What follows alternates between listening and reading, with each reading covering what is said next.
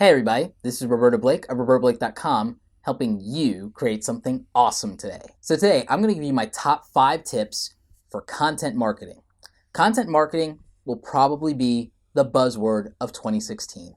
And on some level, I'm upset about that. But it's okay because I'm actually really good at content marketing. I'm going to tell you how you can be better at it yourself. So one of the first things you need to understand before I get into these tips is that content marketing is about strategy. Content marketing is about creating value for your audience, but also value for yourself as a business and as a brand. So when you go into content marketing, you really need to make sure that you know who you are and what your values are, and also who your audience is. This doesn't count as one of the tips, but it is what I would say the philosophy behind effective content marketing versus just being spammy. So tip number 1. Have a clear communication strategy for all of your content. This means knowing the tone. That means if your tone is going to be casual, then that needs to be consistent. If it's going to be professional, then that needs to be consistent. If it's going to be academic, then that needs to be consistent. And all of that is so important. And it directly ties into what I would say tip number 2 is, which is know who your audience is. So knowing who your audience is and knowing what your tone, what your communication strategy is, they're in direct alignment because one is going to dictate the other. If you're speaking to students, then I would say that it's probably not going to need to be very professional or academic to appeal to that audience, even if you're giving educational based information. Casual is probably going to be more impactful, particularly if you're trying to get them to buy. You're not going to want to come off sales pitchy. You're not going to want to talk down to them. You're not going to want to speak over their head because they are just learning this stuff. So you would want to adapt your strategy to the audience, and you'd want to consider that in your tone. It's not about you and entirely how you want it perceived. It is a little bit, but it's about what does your audience need from you and what's going to make you relatable, because that's what's going to drive a sale. Tip number 3, understand the context of the platforms that you're marketing in. Marketing in Periscope is very different than content marketing in YouTube, and it's very different than content marketing in Blab, and it's very different than content marketing in a blog. It is all different. It's different than content marketing on a podcast. All of these things have their own nuance and their own context. I actually probably will do individual videos about that and about the context of each of these platforms, but I'll give you a short example right now. YouTube is built on the backbone of search. That's what its real value is search and archiving, kind of like Netflix. The value of Periscope is that it's live and you're there and you can engage. Like if you were at someone's speaking engagement, it's not about the fact that, oh, it's live. It's more about the fact that it being live and you being in the audience means you can ask a question and get a direct answer. And so that's what the real value is there. Blab is about the fact that there's 4 people practically talking at bar stools or at a coffee shop that can interact face to face to face, and people can rotate in and out from the live comment section. So that's a good difference of context of platform. All 3 of these things are video, and yet all 3 of them are different and would appeal to different people. And equally important, they all have a different practical business application. So you can't sit there and just always think that you can repurpose content or that you can attack the same methods in different platforms. It doesn't work, so you need to value context as well in your content marketing. You can't always take what was good in a podcast and make that good in a blog post, because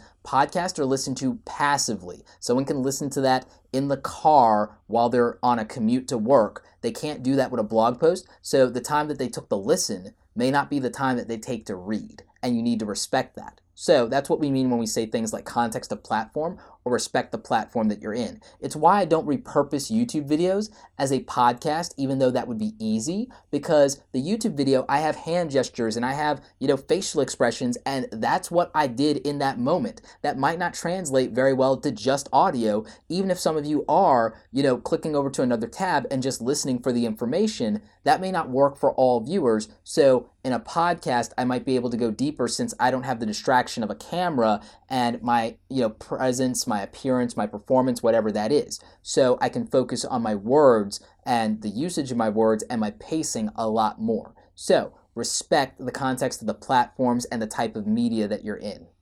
Number 4, respect your audience's time. When you're doing content, you need to respect your audience's time, which means that you need to give them that upfront value. You need to tell them why they're here and what they're going to get as quickly as you can, regardless of whether that's in print, whether that's on a blog post or article, whether it's at the beginning of a video or even at the beginning of a podcast. They need to know why they're here so they can make an informed decision as to whether or not they're going to continue to invest the time here. That might seem disadvantageous for you because you're like, oh, I want to string them along for as long as possible to absorb as much value, but that makes you a taker, and people don't respond as well to takers so much as they do to people who are giving. I'm not saying you can't align this to a right hook, meaning what's in it for you. You should, but you should also respect the audience's time and know when that's appropriate and set up for it. Which actually leads us directly to tip number 5. Calls to action, aka right hooks, aka align your content to your business objective and goal. Too many people, too many marketers, too many, would-be marketers do content for the sake of doing content. They have no real business savvy and no business objective tied to what this content is supposed to accomplish, not only for the audience, but for them as a business or as an individual.